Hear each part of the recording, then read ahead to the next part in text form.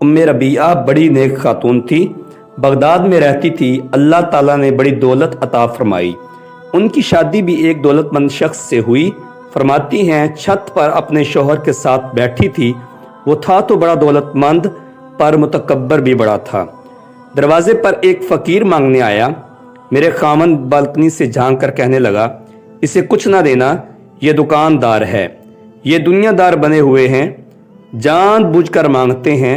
तो मैंने कहा, तेरी दौलत से नहीं दूंगी, मेरे मेके से जो कुछ आया हुआ है इसमें से देने की इजाज़त दे देना। उसने कहा, फ़कीर के पास जाना ही नहीं। औरत कहती है, इस मांगने वाले का जो दरवाजे पर खड़ा था, उसका जो अंदाज था, उससे लगता था कि कई दिनों का भूखा है। उस नौजवान के चेहरे पर अजीब भूख थी। मैं शौहर से नज़र बचा के आई और मैंने चंद दीनार उसकी हथेली पर रखे। जब मैंने दरवाज़ा बंद किया तो सामने मेरा शौहर खड़ा था।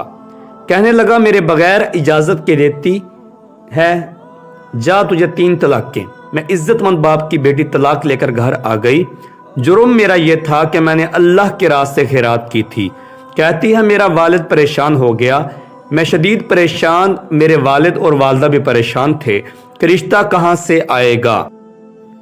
1-2 साल शदीद कर्ब में रहे तो एक रिश्ता आया। बड़े अमीर आदमी का रिश्ता था। मैं तलाक याफ्ता थी, पर रिश्ता कंवारे का आया। जब वो रिश्ता हो गया, मैं पहले दिन अपने खावन के पास गई तो मुझे कहने लगा, मुझे जानती हो मैं कौन हूँ? मैंने कहा, नहीं। तो कहने लगा, मैं वही हूँ जो तेरे दरवाजे पर खैरात लेने आया था। तुझे मेरी वजह से तलाक हुई तो मैं उसी रात जाके मसल्ले पर रोया कि मौला, मेरी वजह से बेचारी का घर उजड़ गया। फिर मैंने 18 घंटे मेहनत की तुझे इज्जत देने के लिए। कहने लगा, अब तुझे बीवी बना के नहीं, महारानी बना के रखूंगा, तेरी नौकरी करूंगा। तो मेरी मोहसिना है। 1 साल गुजरा, मुझे अल्लाह ने बेटा भी दिया। मेरा शौहर सारे काम खुद करता था। एक दिन मैं छत पर अपने शौहर के साथ बैठी थी। दरवाजे पर मांगने वाला आया। कहने लगा, अगर मांगने वाला आए तो तुमने खुद देने जाना है। मैं दरवाजे पे मांगने वाले को देने गई तो मेरी चीख निकल गई और गिर गई। शौहर कहने लगा, क्या हुआ? तो मैंने कहा, पता मांगने वाला कौन है? ये वही मेरा पुराना शौहर था। रबिया कहती हैं, मैं रोने लगी। दौलत का तकब्बर करते हैं लोग, ताकत का तकब्बर करते हैं लोग। मेरे अल्लाह को एक लम्हा भी नहीं लगता किसी को बादशाह को फ़कीर बना दे और फ़कीर को बादशाह।